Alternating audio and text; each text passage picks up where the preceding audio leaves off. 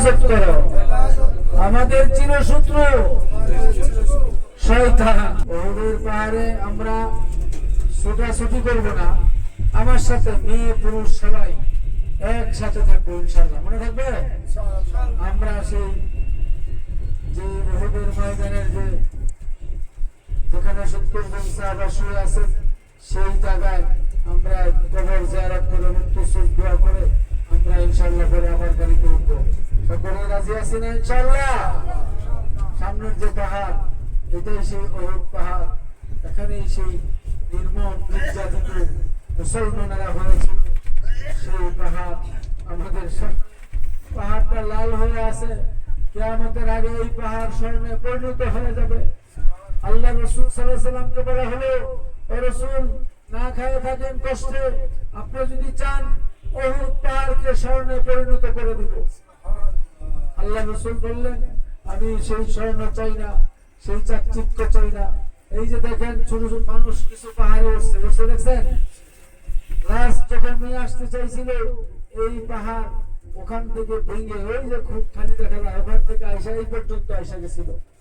সুবহানাল্লাহ, আল্লাহর কত পুত্র। তখন আল্লাহর পক্ষ থেকে নির্দেশ আসলো, এখানে এই সাহাবী আজমাইনদেরকে সমাহিত করো। সেই সমাহিত জায়গায় আমরা যাব, পরিদর্শন করব, জিয়ারত করব, পরে আমাদের গাড়িতে আমরা উঠবো ইনশাআল্লাহ। আমার থেকে দূরে কেউ যাবো না ইনশাআল্লাহ। সকলে জিনিসটা বুঝছেন তো? ইনশাআল্লাহ।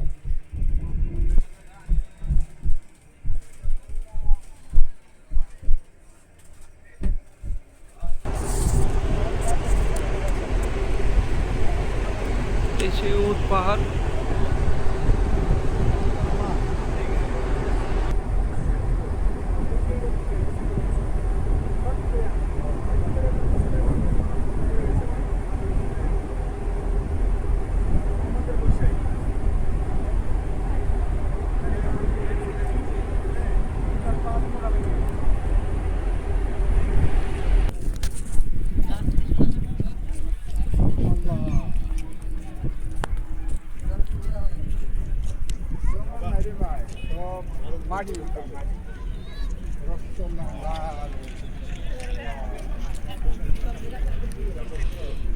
পাহাড়টা হয়তো বা মোবাইলে বোঝা যায় না, কিন্তু পাহাড়টা একদম লাল হয়ে গেছে।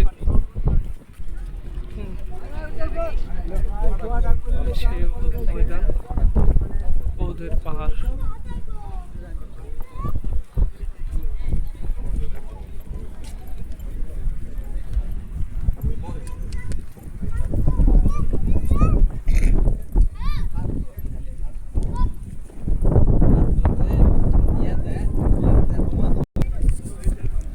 পাহাড়ের একটা অংশ যেটা ওইখান থেকে চলে আসছিল, সরে এসে পড়ছিল, ওইখান থেকে সইরা এখানে চলে আসছিল। এটা হচ্ছে সেই সাহাবাদের কবর।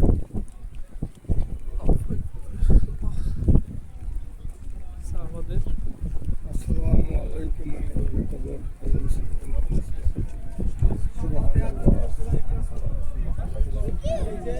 সুবহানাল্লাহ, সুবহানাল্লাহ।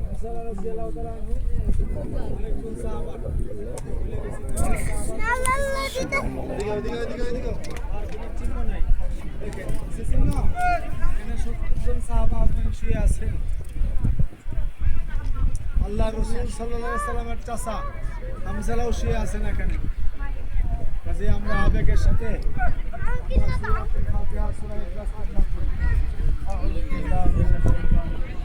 এই সেখানে 70 জন সাহাবীর কবর আছে। নবীজির চাচা হামজা আলাইহিস সালাম, ওনার কবর এখানে আছে। বোঝা যায় না, কোনো চিহ্ন নাই, দু একটা ওই যে এটার একটু চিহ্ন আছে, এই যে এটা। এছাড়া ছিল কয়েকবার এই ওহুদের ময়দানের যুদ্ধের শহীদ হয়েছেন যে সাহাবীগণ, ওদের সমাধিস্থল।